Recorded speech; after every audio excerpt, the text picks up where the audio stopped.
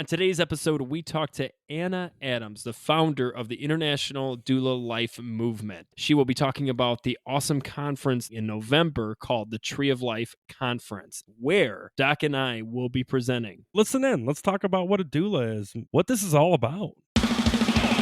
Let's talk about death, baby. Let's talk about grief and mourning. Is it argumental or existential? What's it mean to be? Let's talk about death. Hi, I'm Benny Capal, and I'm a funeral professional. And I'm Nicholas Capal, a psychologist. Hey, Nick, let's talk about death. Let's do it. Doc, we have quite the guest today. We have Anna Adams. Anna, thank you so much for coming. Anna is the mastermind CEO, I might say, of the International Doula Life Movement. And as of last month, Doc, I am a certified doula through this. And this is an amazing program. So, Anna, thank you so much for taking... You be douling it. I be douling. Douling for the douling. So, Anna, welcome. Thank you so much for coming on. Thank you. Thank you for having me. I'm so excited to be here. All right. So the first question I got to ask, because I get asked this every time I bring this up, and it's always the older generation because they have no idea this new terminology. So explain to me and our listeners who may not know what a doula is, a death doula. What is a death doula? So a death doula is a non-medical professional trained to care for a terminally ill person's physical, emotional, and spiritual holistic needs during the death process. But you don't hear this quite often, to be honest with you. But doulas need to be working with people before a terminal illness as well. And I think that's a wonderful, and I tried to convey this to individuals because they can't get their head around it, right? Because like the easiest way that I've always put it is think of a birth doula, like what do they do for the birthing? That's equate that to death doula. But I said the wonderful thing about death doulas is you guys, and I say guys, and I don't mean that. I'm using the quotes here. You doulas do a wonderful job. He, she, and they. He, she, and they do a wonderful job of pre-death, the death itself, and then you do post or aftercare is what we call it in the death profession. And that's an absolute wonderful thing because a lot of us death professionals tend to be in one of those areas, we don't have the opportunity to move on to other of those areas. We wish we could, but we can't. So the wonderful thing about you doulas is that you are trained not only to take care of the pre-death experience, not only through the actual individual who is dying, but also the family that participates in that anticipatory grief if they have that opportunity, and then going through the death itself and then the aftercare or whatnot. So what made you want to not only become a doula, but what made you think of coming up with the International Doula Life Movement? Like, when did this all happen for you? To be honest with you, years ago, I was already working in hospice in the crisis care and the inpatient units and realized what I was doing was that of a doula. So I sought out to look around at other programs and wanted to make it more official and was just blown away about the cost of programs out there. So I took a financial burden and I did a course that I financially regret, but don't regret who I met. I ended up mentoring those students from that group that I took the course with because they were all leaving and saying, I don't know where to begin. I don't know what to start. I don't feel like I'm confident enough to do this in my community. So I ended up mentoring those students and realized that this is a big problem that doulas were having. And so I started looking around. I did a research project where I met about 30 different doulas around the world. And I interviewed them and I asked them, what did you like about your program? What did you not like about your program? What did you wish you would have had? And the biggest comebacks were to have affordable programming, to have programs that just didn't deliver nuggets of information, but really took a deep dive, to have a community to foster, to turn to. And so about 3 months or so after that, I launched IDLM, International Doula Life Movement. Our very first class, we had 49 students and the enrollments kept coming. So then we opened up another class. It was our weekday class. And from there, we are about to hit 1,000 graduated doulas across the world this year. That's so cool. And it's absolutely wonderful because, like I said, I am certified in your course, and what I really liked about the coursework was you have the opportunity to do a person, you have an opportunity to do it on your own, and then what also really cool about your program is it keeps developing too. It doesn't stop. You're learning and you're evolving with today's state of the student too. So I think it's an absolutely wonderful course. If any of you are out there are thinking about it, please contact Anna about it. How do they get in contact with you for this program? So they would want to go to www.internationaldoulalifemovement.com. They can follow us on Facebook or Instagram, or they can even call us at 210-721-3422. And I have to share with you, all of our instructors here at IDLM are what we call boots on the ground. All of us are actively working as doulas. I personally work with a hospice team. I also run my own private practice, and I'm teaching too. So we really try to keep up with everything we want our students to have and our graduates to always have the updated things that are coming out. We need to be in the now, not just working from past experience, but to be working on things, because the side of hospice, they're constantly going through tons of changes. They are constantly going through more things that they have to chart about and do this about. And so it's taking away from the support that needs to happen with the client, with the true meaning, I should say, of what hospice was brought about and why it was, the whole process of it. But at IDLM, we're constantly updating our material so that our students have the updated material that they can always go to. If they've purchased the program, once they purchase the program, they don't have to go back and pay for it. We are very passionate about changing the face of end-of-life care and death. We want to change that face globally. Absolutely. Well, and I'm even seeing in the funeral profession how different things have changed. Even in the 10 years, I'm coming up to 11 years, but 10 years I've been licensed as a funeral professional, just at what families want, what they don't want, what the environment is, what the economy is too. And like you're also talking about spirituality too. So it's not just about the navigating the health side of it, right? It's also navigating the spiritual side. So walk me through a little bit of that when you talk about the spiritual side. Like how do you help a family or the individual transition in a spiritual based doulaship, we'll say? How does that look like? So our very first step as a doula is we want to build a relationship with our families that we're working with. One religion may do a tradition a certain way, but the way that family does that religion could be a little different. So we have to get to learn our clients. We need to build that relationship, build that trust, and learn from them. Because just as much as we're giving them and teaching them about what's happening, they're teaching us too, their traditions.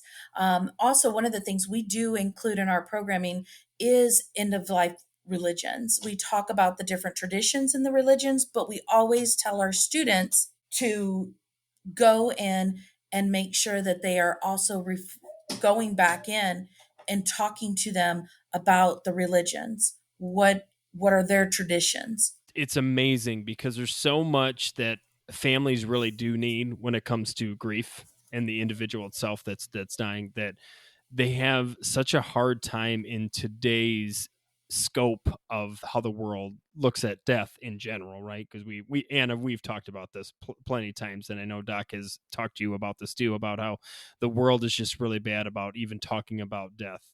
So having an opportunity and a safe place to have a professional that knows how to help navigate the conversations, but also the experience of dying, right? Because that's the big thing too.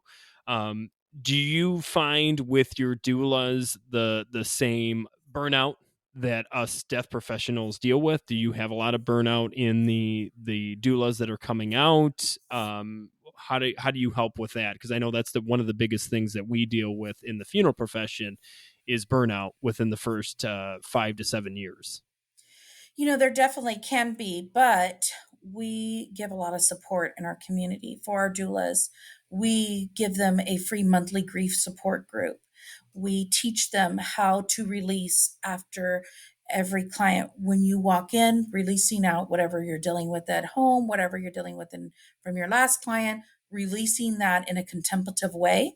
And then even going in the home and even being in the home, maybe things are getting a little, heated in there. So going, if we need to step aside, go to the bathroom and take a contemplative moment to refocus, and then leaving the home and letting that be released out as well before we move forward. I got a question for you. Okay. For someone that believes that working in the death profession is a calling, what would you say to any listener out there that may be contemplating coming into this field? What would you warn them about, or what would you want them to know before they start the path of becoming a doula? I think they need to understand that with doula work about building relationships, it's also building a relationship in your community.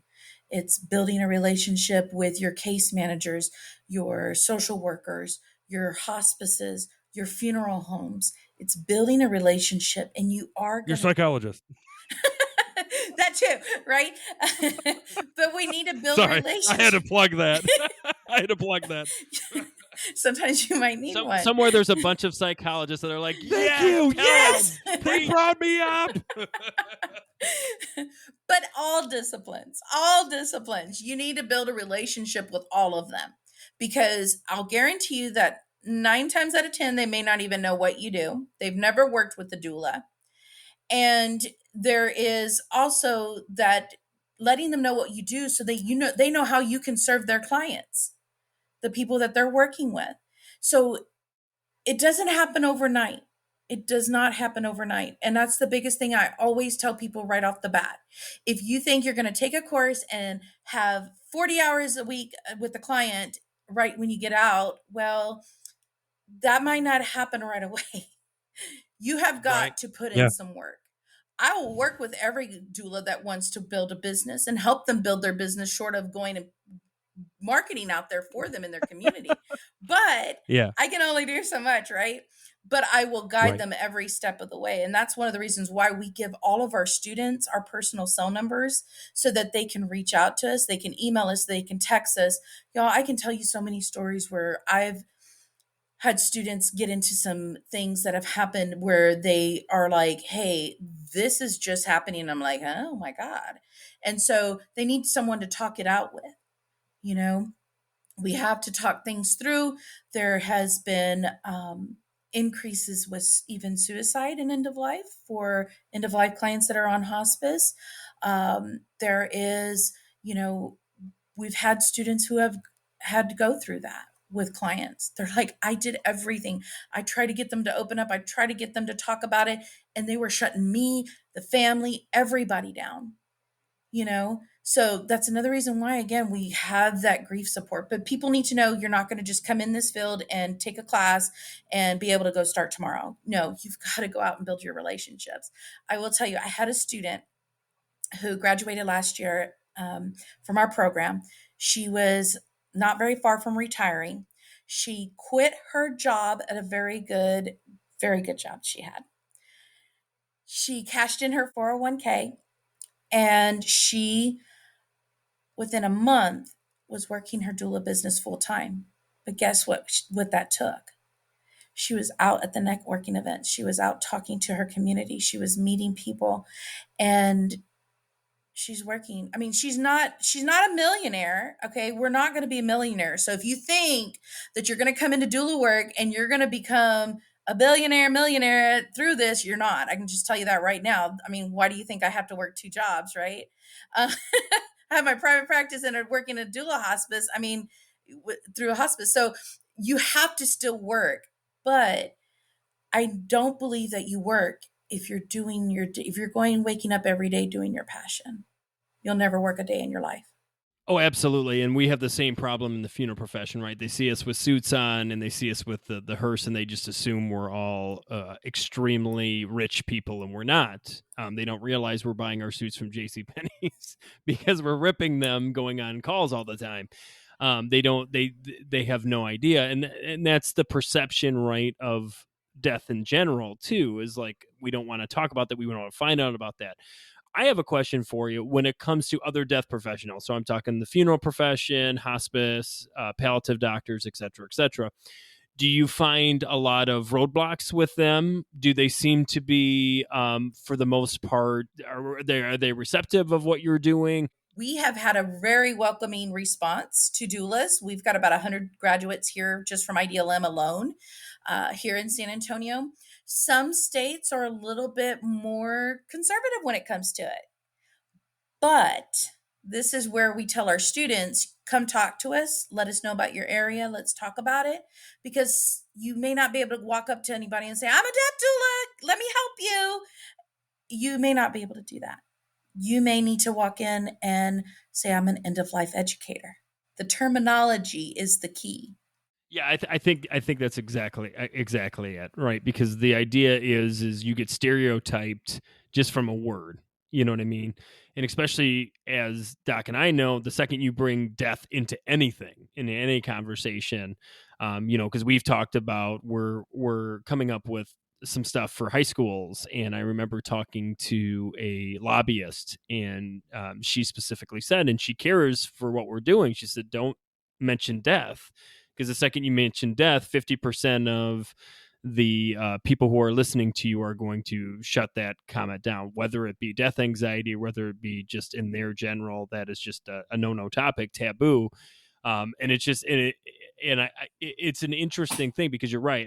I get more receptive when I say I'm a death consultant more than when I say I'm a funeral director at times, which is interesting because it's literally the same thing, but it's just this wordage, this verbiage that really just equates to certain people. But yeah, and in fact, I got to be honest, when I've mentioned that I'm a death doula to even the older generation, they're very interested.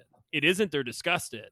They just look at me like, I have no idea what that means. You're saying a $3,000 word that I have no idea what you're talking about, right? Oh, that's what the kids are saying now down in Michigan. But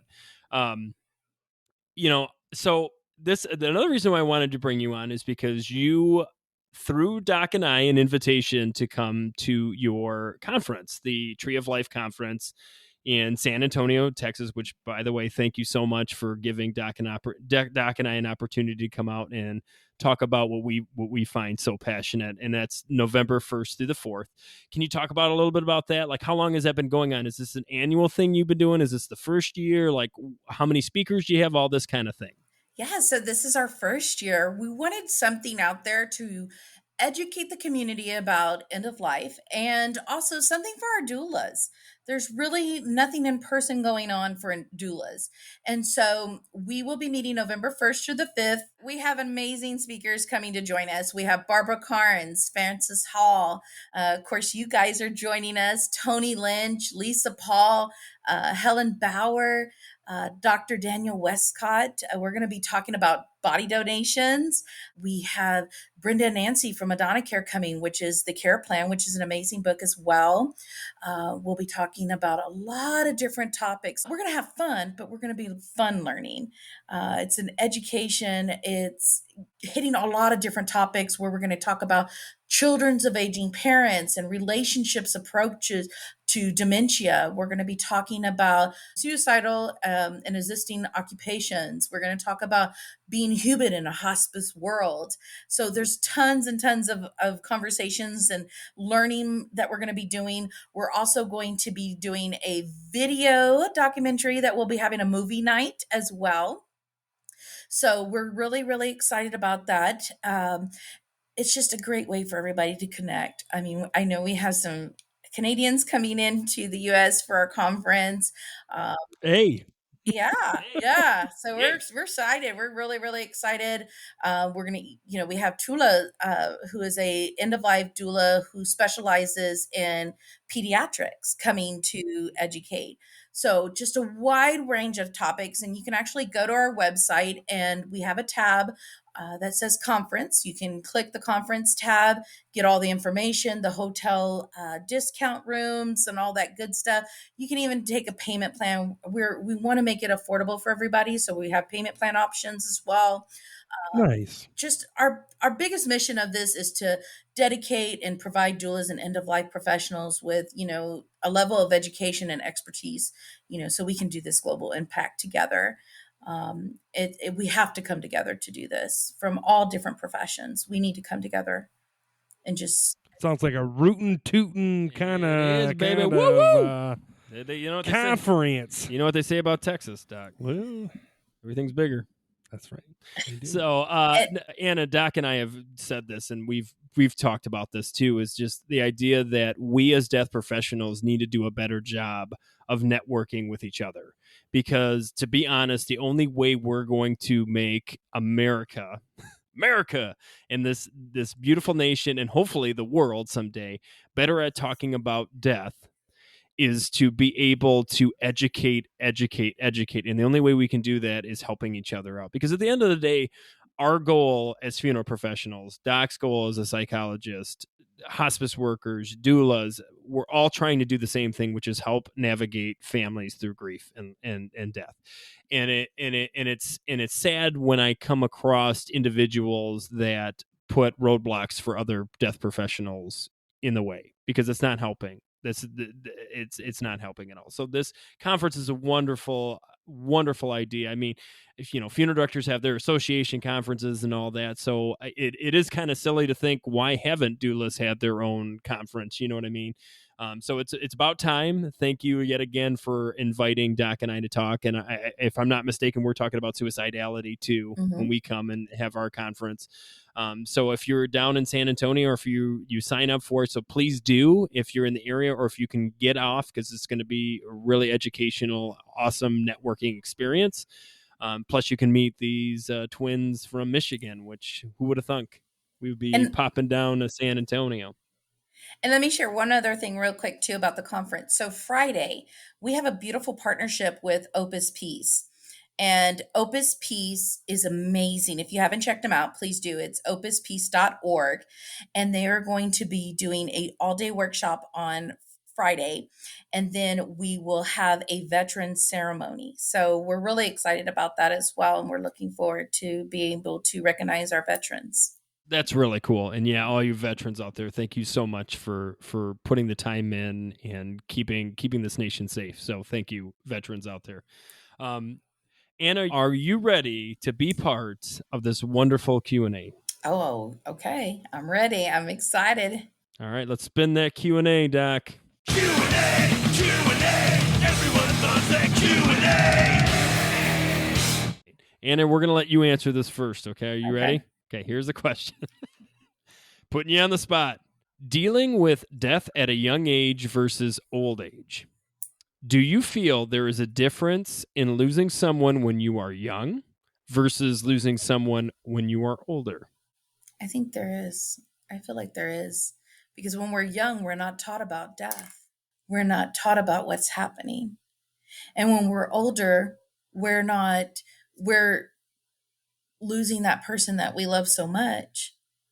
So I definitely think there is. I really do believe there is. What about y'all? I do think that there is a difference. What I find when I talk to especially children about death, they tend to be actually more concrete.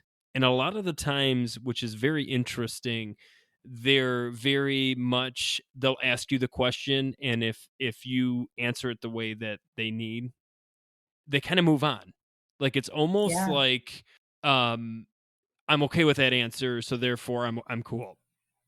I find with children, and the problem with children asking about grief is a lot of the times the parents don't know how to answer the question, or the adults don't know how to answer the question. So by not answering the way that they want to, or not answering them at all, which is another problem, that question lingers in them, and it actually causes that to add more stress to a child. Adult, which is interesting when it comes to grief, is I think when we're older, we expect to deal with death better. And a lot of the times, obviously, we don't. So I think we gotta get hit in the face like a brick wall with grief.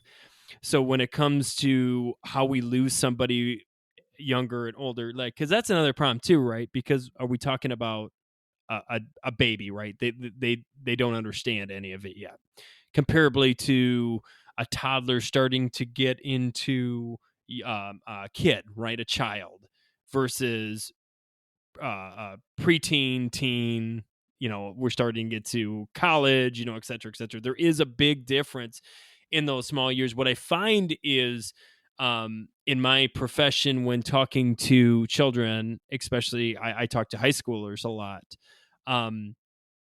they are so much more advanced than our society gives them credit for.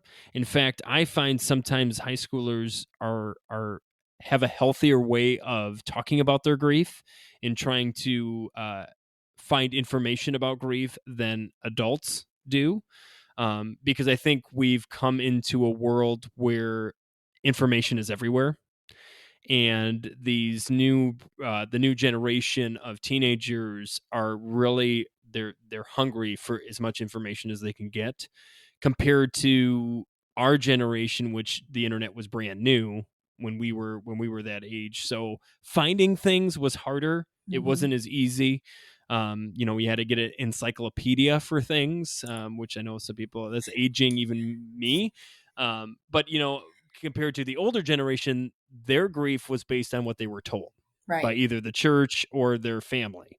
So, and that was it. So yeah, it is a very, I do find it's a very different, and I find that depending on the person's stage of life is different too. So not only is it age specifically, but it's also what stage they're in, because as we know, women mature normally or traditionally faster than males do. So they're already, so a 13-year-old boy compared to a 13-year-old girl is a different conversation, and they might be dealing with grief completely different in their lifespan. Does that make sense, Anna? Oh I think yeah, that makes sense. absolutely. And I think too, I feel like with children too, if we can get them talking and answer their questions, like you said, concrete, then I think that we could really change things. One thing that I don't think we talk about a lot, and what my experience has taught me, is that children tend to be more creative when we talk about death, whereas adults tend to be more logic. So, like things like play therapy or music therapy or things like that tend to be a little bit more successful with kids than they are with adults. Not saying that it can't be with adults. And I think that with some adults, it could be very cathartic to do art therapy or music therapy or even play therapy. If we can get an adult to take away the bias of looking silly by play, right? If they go back into their childhood and creativity, I kind of look at it as right brain versus left brain, right? I think that adults tend to try to intellectualize death, whereas children try to creatively make sense of it. Mhm. So, and I think I always think back to one of my favorite movies on death was What Dreams May Come, and if you haven't seen that, it is a fabulous movie. Um, but I love the idea of how vivid and creative and beautiful they make the afterlife to be in that movie. And I think that with kids, I think that's how they see, if we're going to call it heaven or whatever. Whereas adults tend to question a lot of things. And I also think that we live in a very death avoidant culture. So the idea of actually thinking about themselves with death is very terrifying for most people. Whereas kids, they just don't understand that finality yet. So, like, talking about death is, like what you said, more concrete, but it's also more creative. They have they have pictures in their mind of when you're talking about this. Yeah.